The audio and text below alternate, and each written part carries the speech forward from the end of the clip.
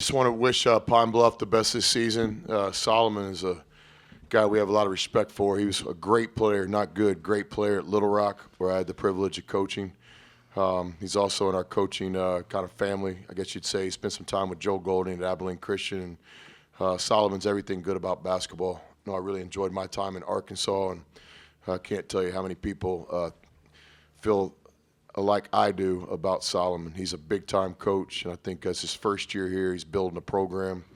I think they're going to really compete in their conference, but that's a guy that I have a lot of respect for, and I want to wish them the best.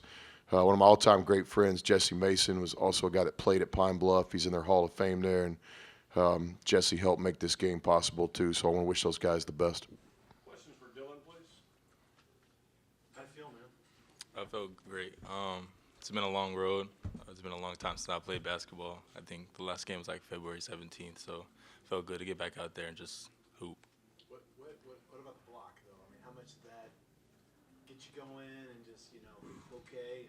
I mean, I feel like I expect to do things like that. I think that I'm pretty good at blocking shots, and that's what the coaching staff kind of expects from me coming back, helping be a rim protector. So I don't think that it was anything special.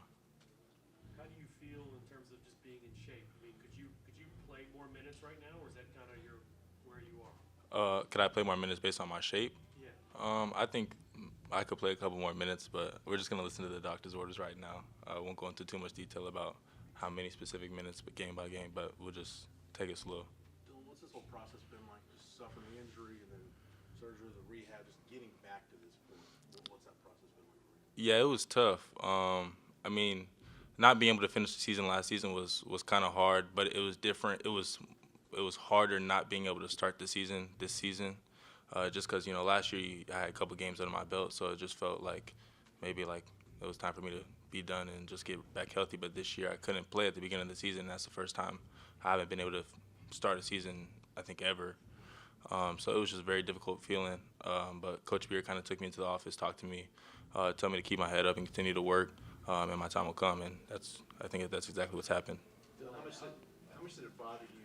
How much did it bother you that you couldn't be out there against Seton Hall? I mean, the guys could have badly needed a 6'9" big man out there banging around in there. Was it you? Did you feel like let's get this going? Yeah, it was a tough feeling. I feel like I could help in a lot of games this season, but I just had to stick to my process and just stay the course. I think that's kind of worked out for me. How did your team rally around you when you came back, like throughout the whole process? Were the teammates there for you? Were they hyping you up? How did they play a role in your return? Yeah, they told me to just continue to take my time and make sure I'm fully healthy before I come back. I think everybody wants the best for everyone in that locker room, so they wouldn't want me to rush back in if I'm not fully healthy. And then just tonight, they've just continued to encourage me and let me know that it's okay and to continue to just play hard and let the game come to me. And I think that if I continue to do that, I think you'll see better results on the court. Two last ones for Dylan. Did you put the call out to family and friends that you were going to play tonight? I think my mom might have, but we had just a phone call with the doctor a couple of days ago, and then it was my mom and my parents from there. So I didn't make any calls. I didn't make a big deal out of it. You watched your teammates, play up to this point. You had to sit out, but now that you've been out there, what do you feel like you can bring, and what's kind of some of the next steps for you to try to get back to your full potential? Yeah, I want to continue to just rebound as much as possible, as well as protect the rim. And I think that the offense will kind of take care of itself the more I get more comfortable in the motion offense, and just help space the floor for my team and get baskets where I'm needed. So I think if I just play hard defense and do what I need to do down there, I think the offense will take care of itself. Brian, last one. Dylan, going forward, I mean, what happens now? Do you get full clearance now, or is you still on a pitch count, so to speak, or? I'm just taking it like game by game. We'll have another call with the doctor, I guess, soon enough, and we'll just discuss with him what the next steps are. Thank you, sir. Questions for Coach, please? See you, boy. Thank you, sir. Chris, I'd ask you the question that he just got. I mean, what's the game plan for Dylan going forward in terms of where you think he fits and what you can use from him in the next few games? Oh, from a basketball standpoint, I think he's one of the best players in the country. He's a guy that'll play in the NBA, in my opinion. He's But he led the SEC in rebounding last year. You guys just saw he got 5 rebounds in about 10 minutes. He's not a big guy. He's a player. He can play all over the floor. He can shoot. Only problem I had with his three-point shot tonight is it didn't go in. So no, he's a good player. In terms of all the other stuff, I mean, that's in the doctor's hands and trainers and all that. I don't worry about things that I can't control. So, Chris, when you say that, I mean, are these Texas doctors that are keeping him out, or his own personal doctors? Yeah, I'm the Texas doctors, Brian. He doesn't have a doctor in China. I mean, he's at the University of Texas. Okay. Yeah. Okay.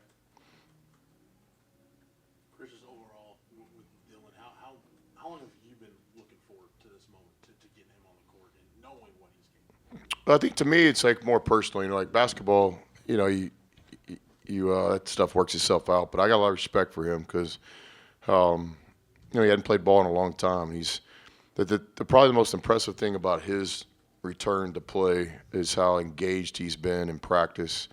You're talking about, you know, long hours of summer pickup and games and stuff. He's sitting over there and he's dialed in. You know, like I think he knows every one of our packages, offense, defense, out of bounds. He's obviously a smart guy. But it's not just that. He has really, really stayed dialed in, and that's hard to do. There's been a couple times along the way where you can see he's a little bit down. I remember that closed-door scrimmage Saturday or Sunday. That's a kind of a big day for everybody, and I noticed him a little bit down that day and just try to encourage him to stay the course, which he has. He's been extremely disciplined with coming back from adversity, and I've seen it done before. I've had the privilege of coaching a lot of guys that have been really disciplined with their rehab, and Dylan's at the top of that list. He's grinded hard to get back to the day. You know, I kept telling you guys he's kind of ahead of schedule, and that was true, and he's the one that created his time frame. I know you said you don't control this, but just, I mean, obviously you could have badly needed him in Newark. Can you pressure anybody to say, hey, what's the deal here? Let's get this guy back on the floor. Absolutely not. Camp pressure would never do that. No, that's not my job. Those doctors and trainers and stuff. I coach the team. They do all that. My first year in coaching in Incarnate Word, Pete Peterson was the assistant. He grabbed me and Steve Lutz, who's doing a great job as the head coach at Corpus Christi right now, and said, hey, guys, look, here's some advice for you. Let the bus driver drive the bus. Let the trainer tape the ankles. Let the academic people handle that. You guys just do what you're supposed to do. So I've tried to support all those people in my career. I try to support the academics and training room and all that, but those decisions are not mine. So it almost sounds like, though, even though he got the clearance, wasn't quite sure how tonight was going to go. Because when I asked him if he put the calls out, it almost seemed like it was a little bit of a state secret. Was it let's wait and really see if this is going to work? I mean, you guys didn't say he was going to be available until shortly before the game. no, guys, he's been practicing. You know, I think I've been pretty straightforward with you guys. You know, he was cleared to practice a while back. This thing's just about the steps of recovery, you know, getting back. So, yeah, I'm certainly not trying to dodge the question. I mean, he's been practicing full speed. We've just been limiting reps and minutes and stuff, as would anybody in a recovery. You made a couple of other changes in the starting lineup tonight. Can you just talk about kind of the mix and match nature of what you were trying to get to tonight? Yeah, I just think, you know, all decisions we make around here are based on winning, and we're just trying different things. You know, we're just trying to figure it out. So, thought some of our veteran players played, you know, different roles tonight, did a great job. It was nice to get some of our younger guys in there, but no story at all in the starting lineup. I think I've been pretty consistent on that one too. We really don't have one yet. We've got 7 or 8 starters. We're trying to piece this thing together. Dylan coming back now will be another factor, but I think more important than who starts the game for us is who's playing well in the game. And tonight, we had a lot of good basketball out there tonight. Chris, I know you'll know more after you watch the tape, but what do you think of shot selection and ball movement on offense tonight? The only reason I said that, China's been on my mind lately, man, I've been to China with this team. You don't want to do that. with this team.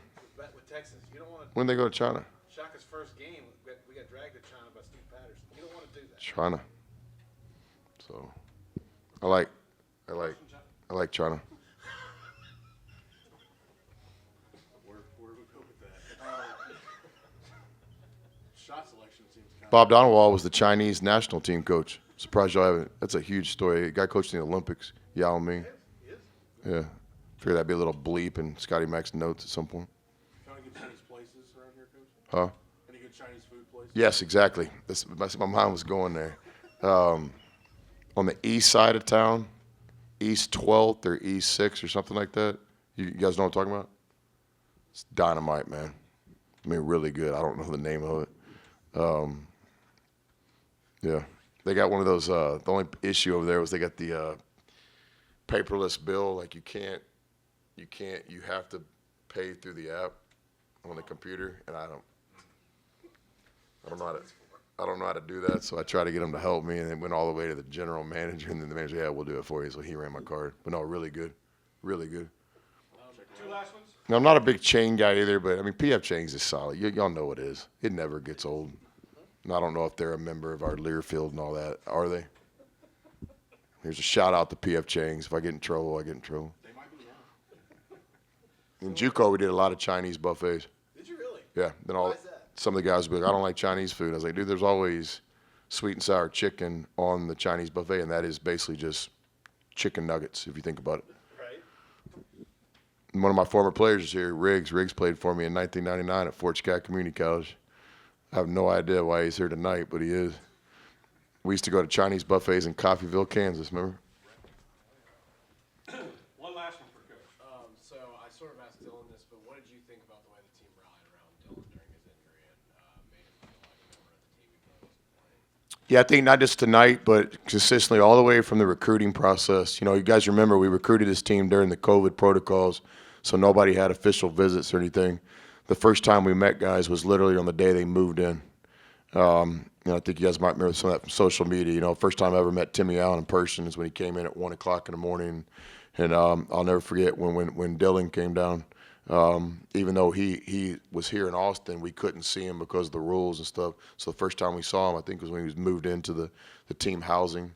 And so I just think the guys have done a great job just kind of keeping him engaged. And then Dylan deserves the most credit. He's done a great job staying motivated. You know, when he couldn't practice, then he could practice a little bit, then he couldn't play in the game. So he's done a great job.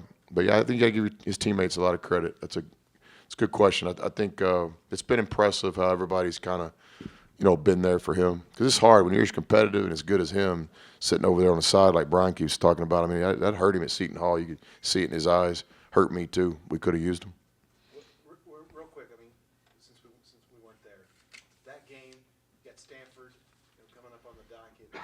Where do you think you guys are right now after the trip to New Jersey?